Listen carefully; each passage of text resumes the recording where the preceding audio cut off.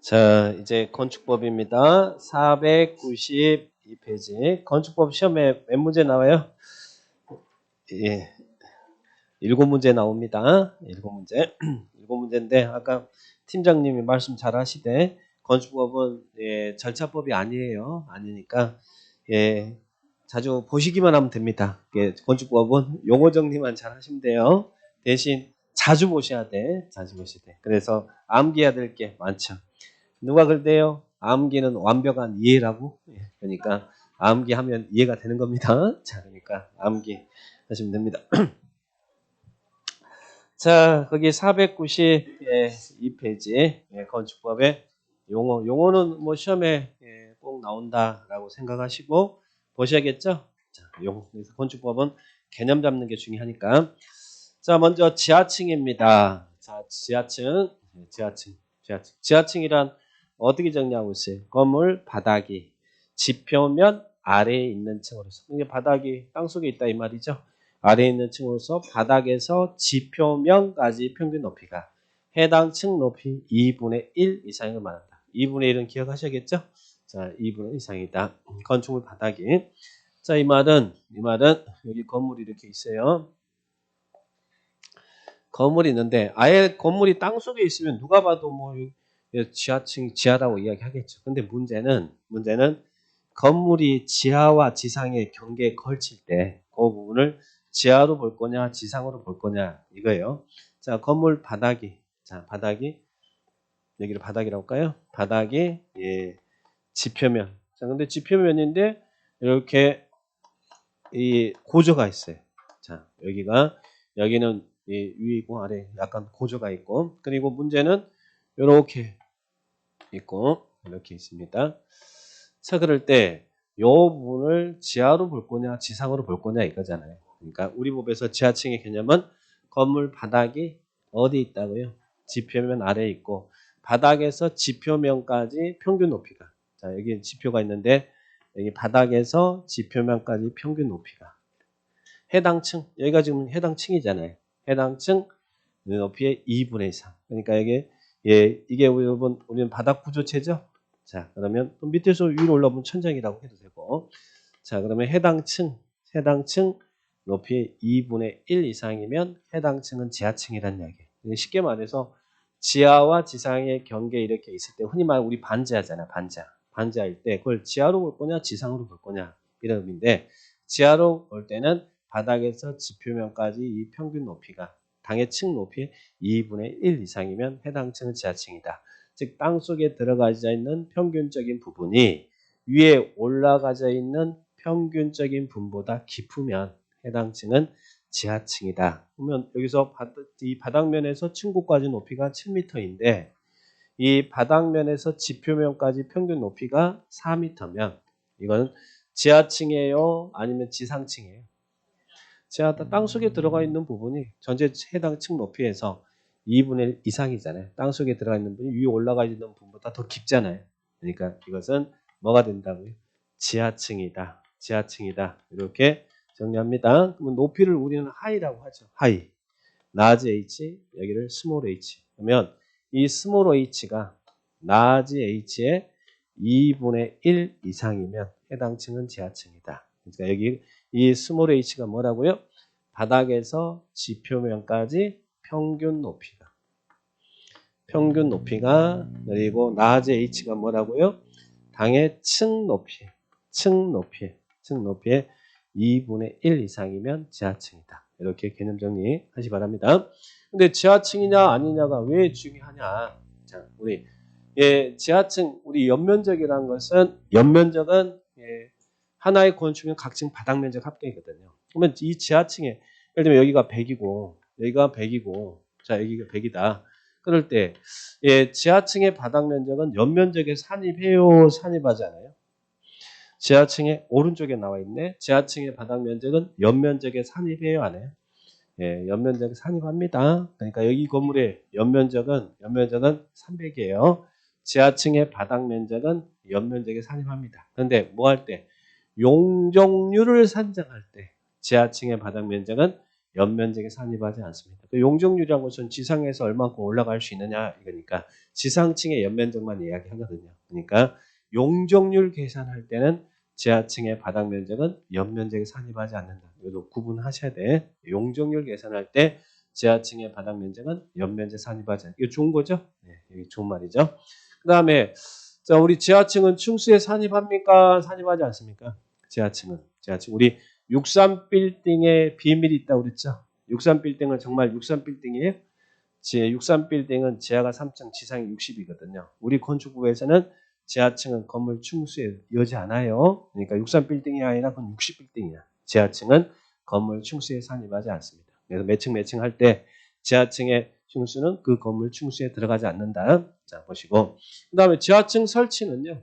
지하층 설치는 건축주는 지하층을 설치할 수 있다. 이렇게 나와야 돼요. 예전에는 우리 지하층이라는 개념이, 지하라는 개념이 전시 대비하기 위해서 꼭 설치돼야 되는 공간이었지만 지금은 지하층 설치를 의무화하고 있지는 않습니다. 그러니까 뭐 어떤 건물은 반드시 지하층을 설치해야 된다 뭐 이런 규정이 없어요. 지하층 설치는 의무가 아니고 자율이다. 그래서 그 부분들 오른쪽에 왼쪽에 거기에 나와 있는 내용들 우리 건축법에 관련된 사항이니까 정리를 딱 하시면 되겠고 자, 그 다음에 거실입니다. 자, 거실. 우리 건축법에서는 무엇을 거실이라고 그래요? 이 주택의 거주 공간만을 거실이라고 하는 게 아니라 건축법에서는 거주, 직무, 작업, 집회, 오락 이런 유사한 목적을 위해서 사용되는 방을 거실이라고 그래요. 우리 건축법에서는 방이란 표현을 하지 않아요. 거주나 직무나 작업이나 집회, 오락 이런 목적을 위해서 사용되는 방을 거실이라고. 여러분과 제가 있는 이 공간도 건축법에서 뭐라는 이야기예요? 거실이에요. 그래서 우리는 지금 거실에서 공부하고 있어요. 자, 그러니까 거실. 그렇게 기억을 딱 하시고. 그 다음에, 또, 거기에 있는 주요 구조부 그랬죠. 주요 구조부도 꼭 기억하셔야 돼요. 시험에 주요 구조부냐 아니냐, 막 시험에 이렇게, 자주 물어봤습니다. 자, 건축물의 주요 구조부 6개. 뭐 있어요? 주요 구조부란 내기, 바보, 지주. 내기, 바보, 지주. 내기, 바보, 지주. 주요 구조부. 내기, 바보, 지주. 6개 있습니다. 내가 뭐예요? 내력벽. 자, 벽에는 무슨 벽이 있는데? 벽에는 내력벽하고 무슨 벽이 있어요? 또 벽에는 무슨 벽이 있습니까? 내력벽하고 옹벽이 있대. 옹벽. 자, 옹벽 아니고 내력벽과 비내력벽이 있어요. 내력벽과 비내력. 그럼 내력벽은 견뎌낼 내자 흰 역자잖아. 그러니까 건물의 무게 하중을 지탱하는 벽이 내력벽이라는 이야기야. 내력벽. 주로 어떤 게 내력벽이에요? 건물의 외벽, 또 내벽하고 내력벽은 다른 거예요. 내벽은 안쪽에 있는 벽이고 내력벽은 무게 하중을 지탱. 주로 외벽 같은 게가 내력벽이죠. 자, 이게 내력벽이라는 얘기예요. 이게 내력벽. 그럼 이건 내력벽일 거 아닐까? 여기. 저건 내력벽이 아니에요? 요거 한번 손으로 쳐봐요. 내력벽이 아니에요? 무게 하중을 지탱하는 벽 아니죠. 그 벽이 비내력벽이야. 내력벽이 아니다 이 말이에요. 무게 하중을 지탱하지 않는. 주로 어떤 거예요? 여기처럼 칸막이 벽들. 칸을 단순히 막아놓는 법. 이런 것들이 비내력벽이죠. 뭐 이거 튼다고 해서 이거 튼다고 건물이 무너지지는 않잖아요. 딱 벽을 떼는데 딱 있는데 퉁퉁 짱짱한 것도 있잖아. 콘크리트 들어가고 철근 들어가고 막 이런 것들이 이제 내력벽이죠. 그러니까 주요 구조부는 이 내력벽이 주요 구조부예요. 자, 내력벽. 그다음 기둥. 자, 여기 있네. 기둥. 네, 기둥 주요 구조부죠. 자, 그다음 바닥. 내력벽 기둥. 바닥이 뭐 이게 바닥이잖아요. 바닥. 그죠? 바닥이 두꺼워요, 안 두꺼워요? 두껍죠. 안 두꺼우면 수업하다 한 명씩 사라지고 어떻게 할까요? 뭐 찾아야 돼요. 바닥, 바닥. 자, 바닥, 내력벽, 기둥, 바닥. 보가 뭐예요? 이 기둥과 기둥을 연결시켜 주는 거. 우리 한옥에 보 있잖아요. 보. 대들보, 그죠? 보. 기둥과 기둥을 잡아주는 보. 자, 보도 주요 구조부죠. 내력벽, 기둥, 바닥보, 그리고 지붕틀. 요 틀, 지붕 위에 받쳐주는 틀. 지붕틀. 자, 그 다음에 주계단. 이 6개를 주요 구조부다. 내력, 벽, 기둥, 바닥복, 지붕틀, 주 계단. 이 6개를 주요 구조보다. 그런데 다만 계단은 계단인데 사익 기둥. 네, 기둥은 기둥인데 중간에는 사익 기둥이나 그리고 바닥은 바닥인데 맨 밑에 있는 최하층 바닥. 네, 이건 무게하중 지탱하는 거 아니니까 보는 본데 작은 보. 그리고 차양. 차양은 이게 햇빛 가리기 위해서 설치한 시설 있죠. 차양. 그리고 옥외계단. 옥외계단은 구조상 주요 구조로 보지 않습니다. 그래서 이 범위 내에서 시험에 잘 나오니까 우리 깔끔한 거 좋아하잖아요. 예, 내력벽, 기둥, 바닥보, 지붕틀, 주계단 이렇게 가시고 근데 뭐 사익 기둥이니 최하층 바닥이니 작은 복 그것들은 구조상 주요 구조로 보지 않습니다. 내기, 바보, 지주 이렇게 꼭 기억하시기 바랍니다. 자, 주요 구조보 체크. 자, 그다음에 리모델링입니다. 자, 리모델링. 우리 여자분들 리모델링 많이 하죠. 그죠? 무엇을 위해서? 요즘 남자분들도 많이 하신다고 그래. 무엇을 위해서? 기능 향상. 예, 그죠? 사람이나 건물이랑 똑같아요. 기능 향상, 노후 억제를 위해서. 기능 향상이나 노후 억제를 위해서 뭐 하는 거예요? 대수산하거나 또는 일부 증축 또는 개축하는 행위를 말한다. 그래서 기능 향상 노후 억제를 위해서 대수산하거나 일부 증축 또는 개축하는 행위를 말한다. 여기서 주의할 것은 예전에는 개축이 리모델링이 아니었는데 지금은 개축도 건축법에서는 리모델링이다. 그러나 신축은 리모델링 아니에요.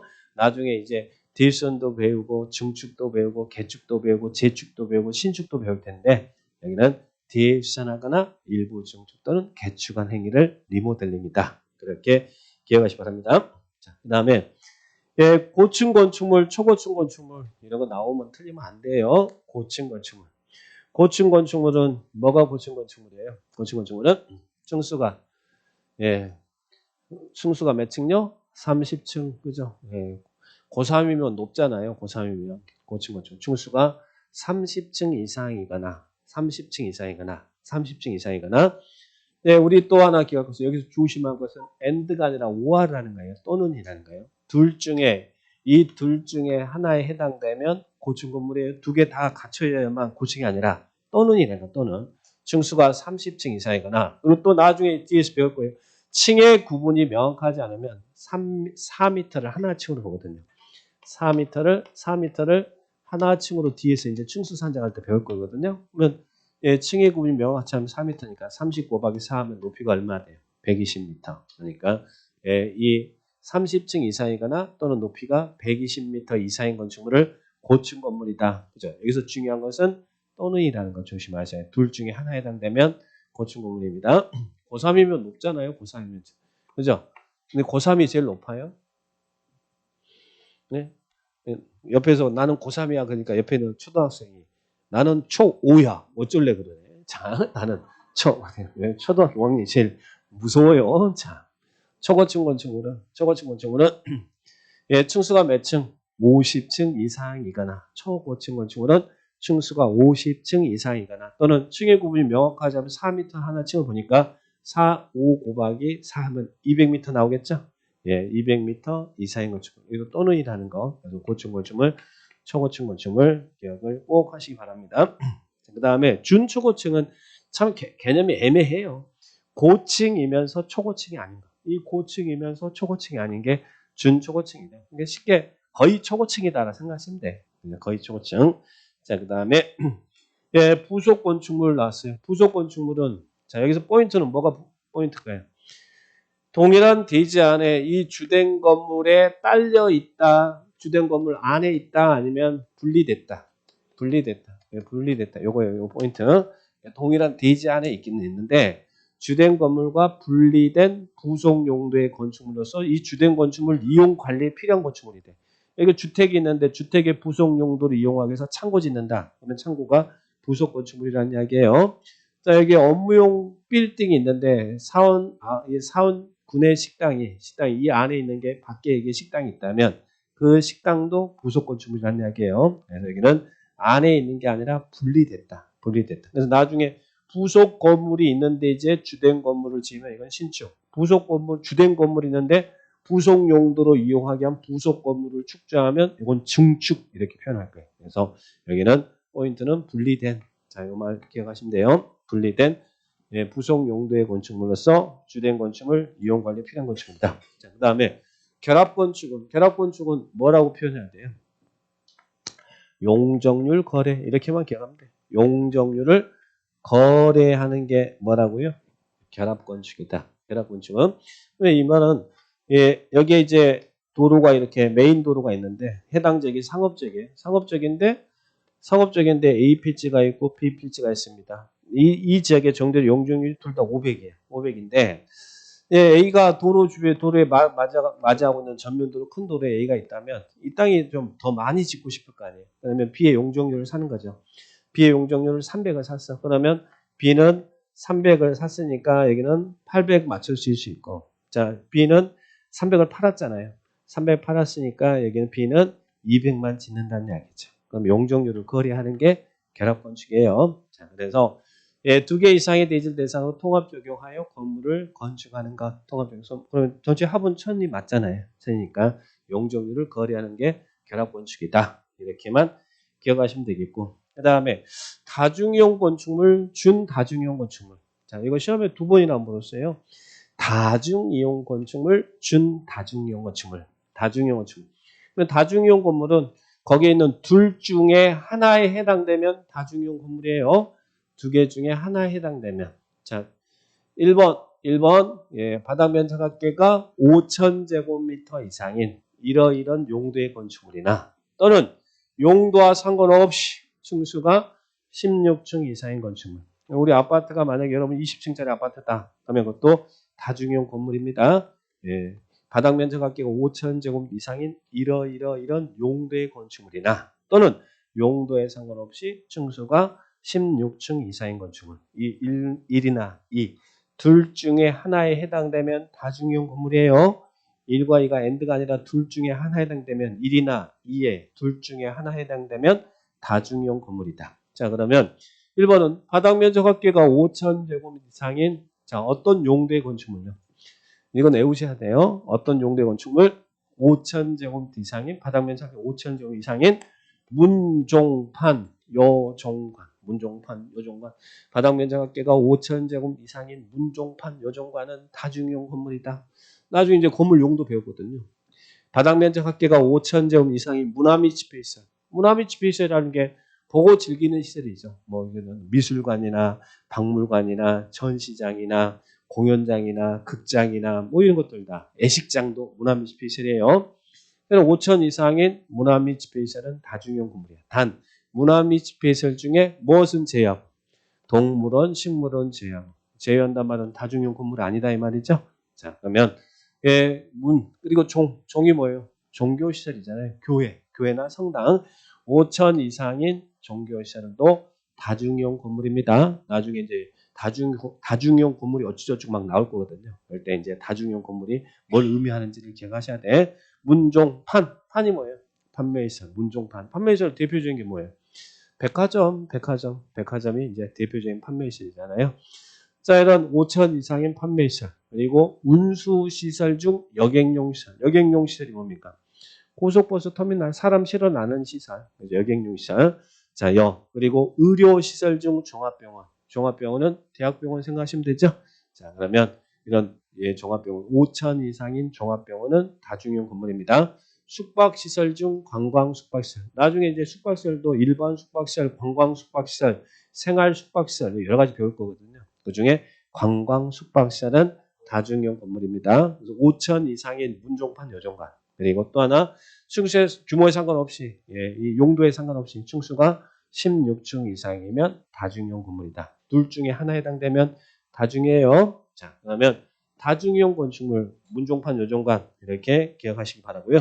이와 관련해서 준다중이용 건물입니다. 자, 준다중이용 건물은 12개가 나와요. 12개가. 준다중이용 건축물은 다중이용 건축물 외의 건축물로서 다중이용 건축물 외의 건축물로서 바닥 면적 합계가 1,000제곱미터 이상인 1,000제곱 이상인 다음 용도의 건축물은 다중이용 건물이다. 그죠? 바닥 면적 합계가 1000제곱 이상인 다중이용 건축물, 외의 건축물로서. 근데요, 거기 보니까 12개가 나오는데 1번, 2번, 3번, 4번, 5번, 9번은 거기 있는 1번, 2번, 3번, 4번, 5번, 9번은 여기 말하는 이 문종판 요정관이네. 1번, 2번, 3번, 4번, 5번, 9번은 여기 있는 문종판 요정관이잖아요. 문종판 요정관. 그러면 이 문종판 요정관은 5천 이상이면 뭐라는 이야기?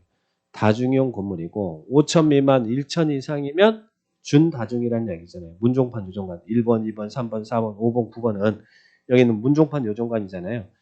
이놈 그러니까 다중이 될 수도 있고 준다중이 될 수 있죠. 5천 이상이면 다중, 5천 미만 1천 이상이면 준다중이잖아요. 그런데 이 문종판 요정관 위에 나머지 6개 교노, 운이, 관장 교노, 운이, 관장은 요 놈은 뭐라는 거예요?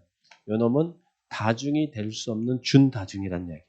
요 놈은 1천이든 5천이든 만이든 요 놈은 준다중이든 이게 다중이 될 수 없어요. 요 놈은 요 교노, 운이, 관장은 다중이 될 수 없는 준다중이에요. 설사 바닥 면적이 5천이라도 요 놈은 다중용 건물이 아니라 준다중용 건물이에요. 이건 1천 이상이면 무조건 준다중이라는 이야기예요. 근데 요 놈은 다중이 될 수도 있고 준다중이 될 수도 있다는 얘기예요. 그래서 그거 비교하는 게 중요합니다. 그러려면 여러분이 문종판 요정관을 외워놓으셔야 이런 데 비교할 수 있잖아요. 교노, 운이, 관장 요거보다 문종판 요정관은 다중이 될 수도 있고 준다중이 될 수도 있으니까. 근데 나머지 6개는 다중이 될 수 없는 준다중이에요. 그래서 시험에 이렇게 나왔어. 우리 시험에 바닥 면적 합계가 5,000제곱미터인 관광 휴게시설은 다중용 건물입니까? 준다중용 건물입니까? 물어봤어. 바닥 면적 합계가 5,000제곱미터인 관광 휴게시설은 다중용 건물입니까? 준다중용 건물입니까? 관광 숙박시설은 다중이지만 관광 휴게시설은 다중이 될 수 없는 준다중이잖아요. 이거 5,000이라도 이놈은 준다중용 건물이지 다중용 건물이 아니죠. 요거 비교하는 거. 비교하려면 문종판 요정관을 딱 외워놓아야 나와야 다중, 준다중 비교할 수 있겠죠. 그래서 그 부분을 비교하는 게 중요합니다. 자, 보시고. 그 다음에 건축 관계자 나왔습니다. 자, 원래 이제 일반적으로 건축 관계자라 그러면요. 일반적인 경우는 4명을 이야기해요. 일반적으로는 건축 관계자를 근데 이제 개념만 정리하세요. 건축 관계자는 우리가 다 아는 사람. 건축주가 누구예요? 건물 주인이잖아요. 여러분이잖아요. 건물 주인. 그죠? 자, 그러면 또 설계자. 설계자가 누구예요? 설계하는 사람이지. 그럼 시공자는 설계 도면대로 건축사가 설계해준 설계 도면대로 공사하는 사람이 시공자잖아요. 시공하는 사람이잖아요. 그럼 감리자는 감리하는 사람이지. 즉 설계 도면대로 시공자가 제대로 시공하고 있는지 감독하는 사람이잖아요. 감리자. 그죠? 자, 그러면 일반적으로는 이제 건축주, 설계자, 시공자, 감리자는 일반적으로 건축 관계자라 그래요. 나중에 이제 건축 분쟁 전문위원회 할 때 건축 관계자가 이런 사람이거든. 근데 요 놈하고 여러분이 비교할 게 관계 전문 기술자를 보세요. 관계 전문 기술자. 자, 관계 전문 기술자란 누구를 관계 전문 기술자라고 그래요. 건축사를 관계 전문 기술자라고 합니까? 설계사를 관계 전문 기술자라고 합니까? 아니면 시공자를 관계 전문 기술자라고 합니까? 감리자를 관계 전문 기술자라고 합니까? 아니죠. 자, 그러면 관계 전문 기술자란 구조나 설계에 있어서 전문 기술 자격을 보유하고 여기에 있는 설계자, 감리자와 협력하는 사람을 관계 전문 기술자라고 해요. 그러면 여기서 포인트는 구조와 설비 등에 있어서 전문 기술 자격을 보유했다. 일명 누구예요? 구조 기술사, 설비 기술사. 이 기술사는 관계 전문 기술자라고 그래요. 구조 기술사. 우리 기술사 있거든요. 기술사. 구조 기술사, 설비 기술사. 이런 사람들은 관계 전문 기술자다. 그래서 요 관계 전문 기술자라는 용어만 좀 기억하시라는 이야기예요. 구조나 설계 등에 있어서 전문 기술 자격을 부여하고 여기 있는 설계자, 감리자와 협력하는 사람. 자, 보시고 그 다음에 오른쪽 13번. 자, 설계도서. 설계도서라는 게 뭐겠어요? 도자가 그림 도자, 소리 소자니까 예, 도면하고 그죠? 서류겠죠? 예, 공사용 도면, 구조 계산서, 시방서, 예, 시방서. 꼭 요거 하는 것 같죠? 시방서. 시방서는 쉽게 도면 설명서라고 생각하시면 돼요. 이 도면 설명서, 시방서. 그래서 이런 것들을 다 예, 설계 도서다 이렇게 표현합니다. 그래서 오른쪽 날개의 구조 계산서와 시방서는 설계 도서에 해당된다. 시험에 이렇게 나온 적도 있네요. 자, 그러면 설계 도서 보시고 그다음에 내화 구조, 방화 구조. 내화 구조, 방화 구조. 내자가 견뎌낼 내자, 불화자. 그러니까 내화라는 것은 화재 견딜 수 있다라는 이야기죠. 내화 구조란 무슨 구조를 이야기해요? 화재 견딜 수 있는 성능을 가진 구조를 무슨 구조를 한다고요? 내화 구조. 견뎌낸다. 불나도 견뎌낸다. 이거. 화재 견딜 수 있는 성능. 그럼 그게 뭐냐? 그게 뭐예요? 일정한 두께를 갖춘 예, 철근, 철골, 콘크리트. 뭐 철근이라든지 콘크리트라든지 벽돌이라든지 이런 거 뭐 예, 철근이나 철골이나 콘크리트나 벽돌 같은 경우 화재 발생하면 탑니까 안 탑니까?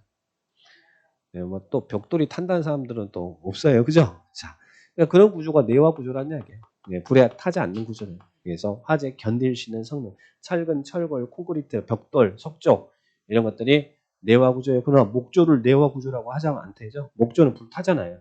화재 견딜 수 있는 성능을 가진 구조. 자, 그게 내화 구조. 그래서 이런 철근, 철골, 콘크리트 뭐 이런 것들 이해하시면 되겠고. 그러면 내화 구조는 화재 견딜 수 있는 성능을 가진 구조. 근데 방화 구조는 화염의 확산을 막을 수 있는 성능 가지고. 자, 여러분 보세요. 이 목조 건물입니다. 목조 건물은 내화 구조예요? 내화 구조가 아니에요. 목조 건물은 타죠. 불나면 타는 것이죠. 이게 내화 구조가 아니지. 그죠? 근데 목조 건물은 그러면 화재 발생하면 순식간에 탈 거 아니에요. 그러니까 이런 외벽에다가 목조 건물의 외벽에다가 자, 화염 확산을 막을 수 있도록 이렇게 방염 처리를 하는 거예요. 그래서 여기 뭐 모르타르 해반주 경우는 칠 두께가 뭐 2cm 이상이 이건 중요한 건 아니고 개념만 이해하시라는 이야기예요.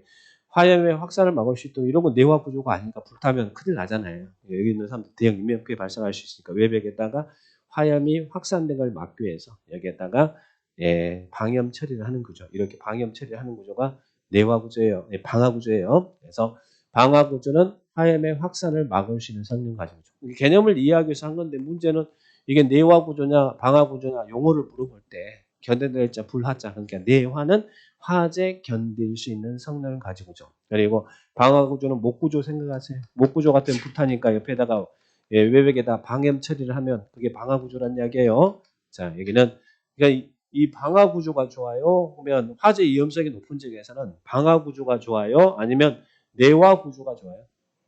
당연히 내화 구조죠. 이 방화 구조는 이제 이 구조 자체가 내화 구조가 아니잖아요. 그죠? 목 구조잖아요. 내화 구조 아니잖아요. 이거 타더라도 외벽에다 방염 처리를 하더라도 일시적인 것이지 이게 언젠가 다 탈 거 아닙니까? 그러니까 이런 내화 구조가 훨씬 좋은 거예요. 내화 구조인 거야. 그러면 우리가 화재 예방을 위해서 방화지구 지정하잖아요. 화재 위험성이 높은 지역에. 그러면 그 방화지구 안에서 건물 질 때 그 구조는 무슨 구조를 해야 될까? 여기가 지금 방화지구대. 여기서 막 이렇게 건물 짓는데 이 방화지구 안에 건물 질 때는 무슨 구조를 사용하겠어요? 당연히 내화 구조. 여기는 다 철근, 철골, 콘크리트 이런 구조 해야지. 이 방화지구 안에서 목 구조 설치하고 그러면 안 돼요. 구조 자체가 내화 구조여야 되잖아요. 예, 거기에다가 목 구조 세놓고 거기다 방염 체제를 한들 그거는 이 크게 예, 이 화재를 예방하는 데 좋은 효과가 발생할 수는 없잖아요. 참 그게 견뎌내는 게 좋잖아요. 내화 구조예요. 자, 그래서 방화지구 안에서 건물 지을 때 이런 건물의 구조는 다 내화 구조를 사용해야 돼요. 자, 그러면 요거하고 불연 재료. 자, 재료는 여기에서 뭐 간판을 설치한다든지 그럴 때 방화지구 안에서는 불연 재료를 의무한다. 구조는 내화 구조, 재료는 불연 재료 그러는데 그럼 불연 재료가 뭐라는 이야기예요? 불연 재료는 불에 타지 않는 재료. 그러니까 이런 간판 같은 거 세울 때 불에 타지 않는 재료로 설치해야 된다는 이야기예요. 불에 타지 않는 재료가 불연 재료야. 그러면 난연 재료는 뭐예요? 난연 재료는 불에 타긴 타는데 잘 안 탄대. 그러면 타지 않는 게 좋아요? 아니면 잘 안 타는 게 좋아요? 타지 않고 해서 방화지구 안에서 건물을 지을 때는 그 화재 위험성이 높은 방화지구가 지정됐다 그러면 구조는 내화구조. 그리고 재료는 여기에 불연재료 사용을 이런 간판 같은 거 다 불연재료로 해야 된다는 이야기예요. 그리고 구조는 이런 것들은 철근, 철골, 콘크리트 같은 내화구조를 해야 되고 그래서 방화지구안에서는 내화구조, 불연재료 사용을 의무하고 있다. 그래서 내화구조가 뭐고 불연재료가 뭔지 개념 정리하시면 돼요. 거기 난연재료, 불연재료 개념 이해할 수 있죠? 자, 그래서 이런 타지 않는 것과 잘 타지 않는 개념 자 보시면 되겠고 그 다음에 밑으로 내려갑니다. 자, 발코니가 뭐예요? 우리 아파트 발코니잖아요. 발코니 그죠?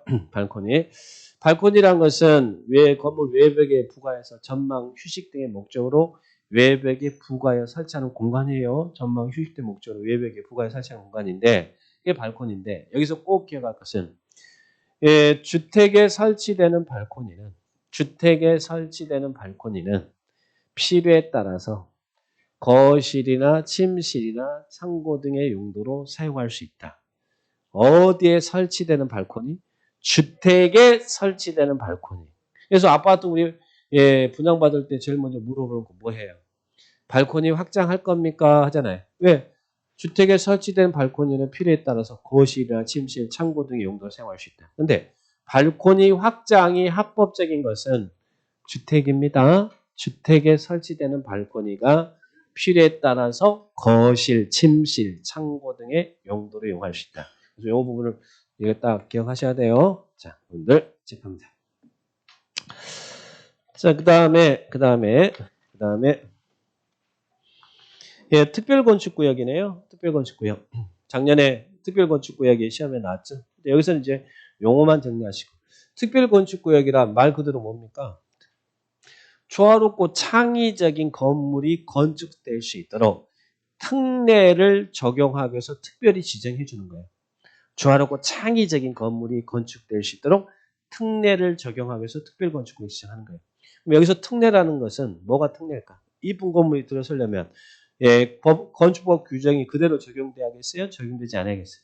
그래서 건축법의 일부 규정을 적용하지 않거나 배제하거나 그리고 완화하거나 통합 적용하기 위해서 특별히 지정하는 게 특별건축구역. 법 규정이 강화되는 것은 특별건축구역이 아닙니다. 여기서 특례란 것은 건축법의 일부 규정을 적용하지 않거나 완화하거나 통합하기 위해서 특별히 지정하는 것. 이게 특례라는 거예요. 배제, 완화, 통합. 이게 특례입니다. 그래서 이런 특례를 적용하기 위해서 특별히 지정하는 게 특별건축구역이다. 이렇게 용어 정리하시고 그 다음에 거기 있는 19번 특수구조 건축물. 이것도 32회 때 나왔어요. 자, 특수구조 건축물은 자 다음에 건축물. 여기 건축물이 있어요. 근데 뭐 말은 한쪽 끝은 고정되고 한쪽 끝은 지지되지 않는 보호나 차양이 3m 이상 돌출된 건축물이 있어요. 그러니까 쉽게 보호나 차양 시설이 몇 미터 이상 돌출되어 있는 건축물은 3m 이상 보호 차양이 3m 이상 돌출된 건축물이 특수구조 건축물이라는 이야기예요. 3m 이상 보호나 차양이 보호라든지 차양 시설이 3m 이상 돌출되어 있는 건축물이 특수구조 건축물이다. 그리고 또 기둥과 기둥 사이 거리. 자, 이 기둥과 기둥 사이 거리를 우리는 경간거리라 그래요. 자, 이 경간거리가 기둥과 기둥 사이 거리가 몇 미터요? 몇 미터? 10m요, 20m요? 20m. 나중에 이제 10m라는 숫자도 기준이 나올 때가 있거든요. 기둥과 기둥 사이 거리가 20m 이상인 건축물은 특수구조 건축물이다. 그죠? 그리고 또 나머지 뭐 특수한 설계 시공 공법 나왔으니까 당연히 특수니까 특수구조 건축물이겠죠. 숫자 2개만 기억합니다. 보호 차양 등 3m 이상 돌출된 건축물 그리고 기둥과 기둥 사이 거리가 20m 이상인 건축물 특수구조 건축물이다. 이렇게 기억합니다. 자, 그래서 용어는 이 정도 정리하시면 돼요. 용어는. 자, 그러면 자, 문제 한번 확인해 볼까요? 기출됐던 거.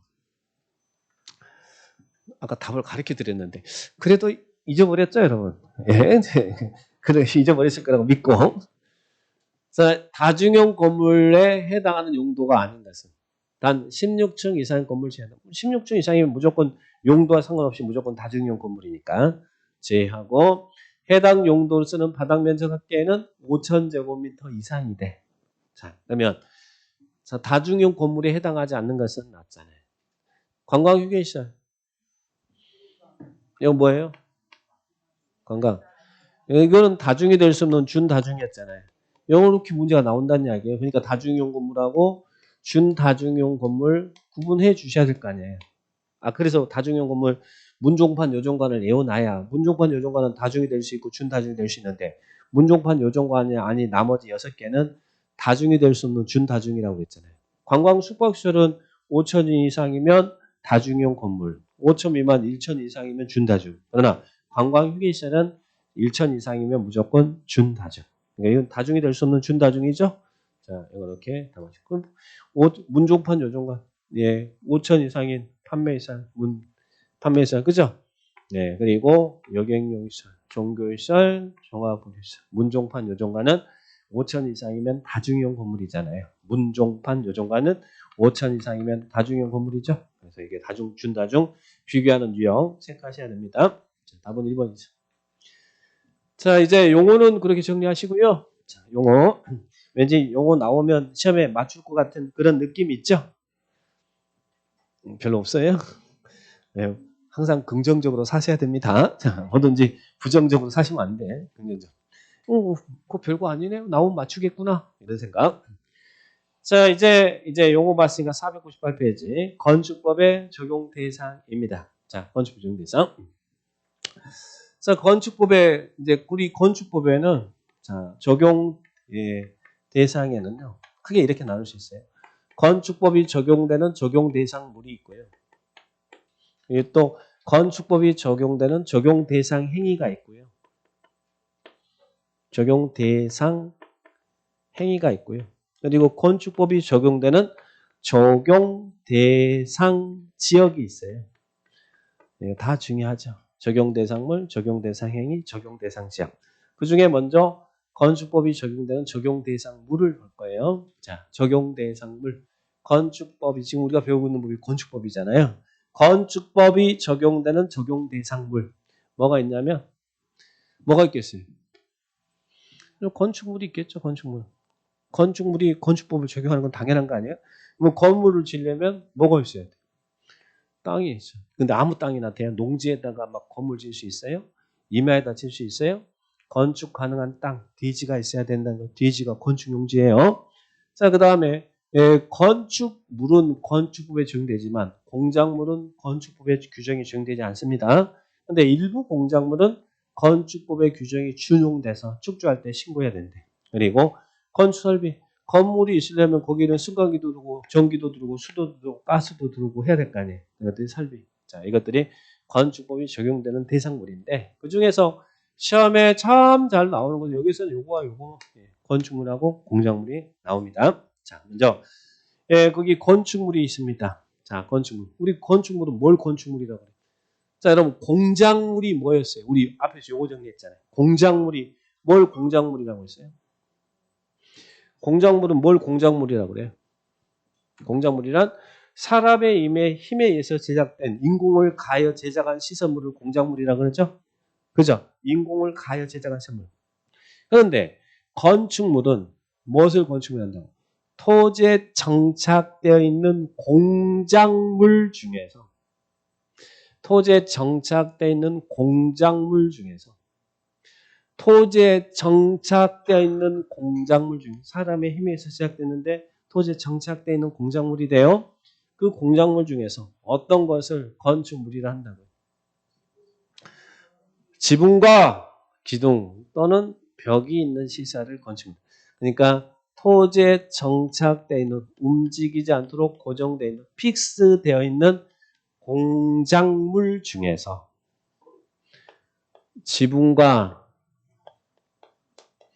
지붕을 받쳐주는 기둥 또는 벽이 있는 시설을 건축물이다. 그러니까 지붕하고 기둥이 있으면 건축물이에요. 또 지붕하고 벽이 있어도 건축물이라는 이야기예요. 지붕과 기둥과 벽을 모두 갖춰야 건축물이 아니라 토지에 정착되는 공작물 중에서 지붕과 기둥 이 두 개 있어도 건축물이에요. 요거하고 이렇게 있어도 건축물이란 이야기예요. 이런 시설이 건축물이란 이야기예요. 건축물. 그러면 건축물, 이 주유소는 건축물이에요, 아니에요? 주유소.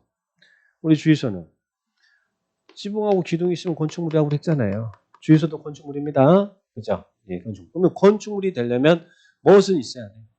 지붕, 뚜껑은 있어야죠. 비바람을 막아주는. 그래서 이런 지붕이 있고 지붕을 받쳐주는 기둥이나 벽이 있으면 그건 건축물이라는 이야기예요. 건축물, 예, 건축물, 지붕. 그러면 토지에 정착되어 있는 공작물 중 지붕과 기둥 또는 벽이 있는 것. 여기까지 이해했어요? 이해하셔야 돼. 지붕하고 기둥이 있다거나 지붕하고 벽이 있으면 건축물. 지붕과 기둥과 벽을 모두 갖춰야 건축물이다. 그러면 안 된다는 이야기예요. 이렇게 갖춰 있으면 건축물이에요. 그러면 이것과 그에 딸리는 시설물, 이에 딸리는 대문이라든지 담장 이런 것들도 건축물이다. 이것에 딸리는 대문, 담장, 이것에 딸리는 대문이라든지 담장이라든지 이런 것들도 뭘로 본다고? 건축물이다. 그런데 여기서 대문, 담장은 그냥 이것만 나오면 자 이것은 뭐 이건 건축물이다 그러면 안 돼요. 자 그냥 공작물이지. 근데 이것에 딸리는 대문이나 담장이 이게 건축물이라는 이야기죠. 이것에 딸리는 자 그다음에 자 1번, 2번 이거 또 건축물 뭐 또 건축물이에요. 건축물은 네. 웬만하면 나가지 마라 그랬는데 여기 있을까? 자 웬만하면 나가지 마. 자 지하나 네, 지하나 이 고가의 공작물에 설치되는 여기에 설치되는 뭣도 건축물이에요. 이런 지하나 고가 공작물 설치되는 사무소라든지 저기 있네 점포라든지 차고라든지 창고라든지 공연장 이런 것들도 건축물입니다. 그럼 지하 상가는 건축물이라는 이야기 아니에요? 지하나 고가 공장을 설치되는 사무소, 점포, 차고, 창고, 공연장 건축물이라고 했잖아요. 지하 상가도 건축물이에요. 지하 주차장도 건축물이에요. 창고도 건축물이야. 자, 이 고가 공장을 설치된 공연장. 자, 공연장도 건축물입니다. 자, 뭐 연예인들 이렇게 리프트카 타고 올라가지고 그 위에 고가 공장에서 공연하고 막 그런 것들도 건축물이에요. 그리고 또 이런 고가 공장을 설치되는 자, 가장 뭐 여러분 쉽게 알 수 있는 번지 점프대. 축축축축 올라가. 그죠? 그래서 여기서 나 자연으로 돌아갈래 하면서 뛰어내리잖아요. 왜 뛰어내린지 저는 이해를 못하겠어요. 자, 왜 그런지 모르겠죠. 저는 여기 올라가는 순간 기절합니다. 자, 뛰어내리죠. 자, 그런 것도 다 건축물이라는 얘기예요. 고가의 공장을 설치는 건축물. 그럼 건축물이면 뭐 하는데? 건축법을 적용해야 된다. 그냥 지으면 안 된다는 얘기예요. 건축물이면 건축법의 규정을 적용받아요. 자, 그런데 건축물이라 하더라도 건축법의 규정이 적용되지 않는 배제되는 건축물이 있습니다. 이걸 시험에 5개 있으니까 기억하셔야 돼요. 건축물이라도 건축법의 규정이 적용되지 않는. 자, 이건 우리 교재 몇 페이지에 있냐면요. 뒤쪽에 나와요. 페이지 513페이지. 513페이지 거기에 3번 513페이지 찾으셨어요? 513페이지 이건 건축물이지만 이러이런 요거죠. 이러이런 건축물은 건축법의 규정을 적용하지 않아도 된다. 건축법 규정 적용하지 않습니다. 건축물이라도 건축법 적용하지 않아요. 너는 봐줄게 그러죠. 너는 봐줄게. 자, 무엇은 건축법의 규정을 적용하지 않아요? 남대문, 동대문 뭐 이런 것들. 자, 그래서 문화재입니다. 문화재 보호법에 한 지정문화재나 임시지정문화재는 예, 건축법의 규정을 적용하지 않아도 된대. 예, 너 건축법 적용받아라 그러면 도로 위에 이런 게 막 있을 수가 없잖아요. 자, 그러니까 여기서는 문화재는 건축법의 규정을 적용하지 않아요. 그게 지정문화재든 임시지정문화재든 문화재는 건축법의 규정을 적용하지 않습니다. 그런데 문화재와 비스무리하게 생긴 거. 우리 절에 가면 전통 사찰이 있죠. 전통 절 사찰매도. 또 전통 건조물. 전통 건조물이 뭐예요? 전통 건조물이? 이 전통 건조물 한옥이잖아, 한옥. 한옥이죠? 한옥. 한옥이 우리나라 한옥이 어디가 제일 많아요? 이제 깨알 홍보를 해야지. 예, 전주가 많아요. 전주 한옥마을 오셨어요? 안 오셨어? 예, 제가 전주 살아요. 자, 한옥마을로 놀러 많이 오세요. 자, 전통 건조물. 여기 이제 한옥이잖아요. 이것도 건축법 적용해요, 안 해요? 건축법에서 제일 중요한 것은 안전입니다. 그 어느 것도 안전에서 자유로우면 안 돼요. 이게 문화재가 아니면 이거 다 건축법 적용해. 적용합니다. 그래서 우리 교재 오른쪽에 뭐 전통 사찰, 전통 건조물은 적용 대상이다라고 옆에 오른쪽 날개 있습니까?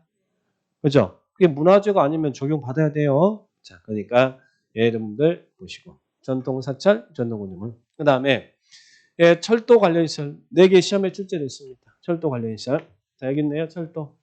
자, 철도 관련 시설. 자, 철길인데 그럼 우리 지하철 가면 뭐 있습니까? 선로 조정하는 시설도 있고 또 여러분 안내해 주잖아요. 자, 뭐 지금 매도선이 전전역에 지금 어디에 와 있고 막 안내 표지판 있잖아요. 자, 그게 이제 운전 보안 시설 건축법 적용할 필요 없어요. 자, 그다음에 또 여기 있는 보행 시설, 걸어다니는 보행 시설 그리고 기다리는 플랫폼 그리고 혼자 달리는 거 아니잖아요. 뭐 여기도 철도도 뭐 요줘야 되잖아요. 전기를 넣어주든지 가스를 넣어주든지 기름을 넣어주든지 그냥 급수, 급탄, 급유시설 이런 것들은 건축법 규정을 적용하지 않습니다. 그래서 철도 관련 시설은 4개예요. 4개. 운전보안시설, 보행시설, 플랫폼, 급유, 급탄, 급유시설. 그러나 요거 기억하셔야 돼. 요거 철도 역사는 건축법의 규정을 적용해요, 안 해요? 철도 역사는 적용합니다. 서울 역사, 영등포 역사는 건축법의 규정을 적용해요. 자, 철도 관련 시설에 4개. 운전, 보안 시설, 보행 시설, 플랫폼, 그리고 급유, 급수, 급탄 시설. 그러나 철도 역사는 적용한다. 4개 기억하시고. 그다음에 또 고속도로 요거 통행료 징수 도로 위에 있는 이 고속도로 통행료 징수시설. 이것은 건축법의 규정을 적용하지 않아도 됩니다. 건축법 적용하지 않아요. 근데 여기서 또 고속도로만 주거라고 여놓고 고속도로 휴게소는 건축법 적용해요, 안 해요? 해야죠. 휴게소 얼마나 이쁜 건물도 많은데 고속도로 통행료 징수시설 적용하지 않습니다. 자, 그 다음에 또 네 번째 건 컨테이너를 이용한 간이상품. 어디? 공장 안에 컨테이너를 이용한 이동이 용이해요, 용이하지 않아요? 이동이 용이한 컨테이너를 이용한 간이상고. 그래서 간이상고입니다. 공장 안에 있다는 거, 공장 안에. 그러면 우리 요즘 이 주택도요, 컨테이너를 이용한 주택 짓잖아요. 컨테이너로 주택 짓잖아요. 건축법 적용해요, 안 해요? 적용해요. 적용합니다. 그 컨테이너 간이창고예요, 창고. 창고인데 그 창고가 공장 안에 있어야 되고 이동이 용이해야 된다. 그래서 공장 안에 이동이 용이한 컨테이너를 이용한 간이창고. 이 굴뚝 보이시죠? 굴뚝 보이잖아요. 공장 안에 이동이 오면 컨테이너를 이용한 간이창고. 또 컨테이너를 이용한 주택 그러면 안 돼요. 자, 이렇게 기억하시고. 그 다음에 하천 있네. 하천. 여기 댐 있네. 여기 수문 조작실. 이것은 건축법의 규정을 적용하지 않아도 된다. 그래서 요 5개만 딱 외우셔야 돼요. 그러면 우리 거기 옆에 있지만 군사용 건축물 있죠. 군사용 건축물은 건축법의 규정을 적용해요, 안 해요? 안 해요?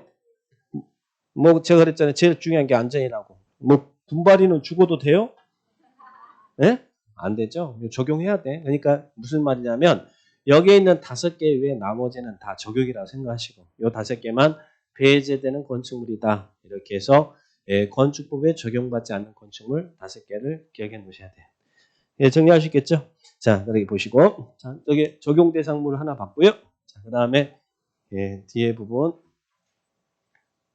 그건 좀 뒤에 다시 이제 앞으로 갑니다. 뒤지. 자, 좀 쉬었다 하겠습니다.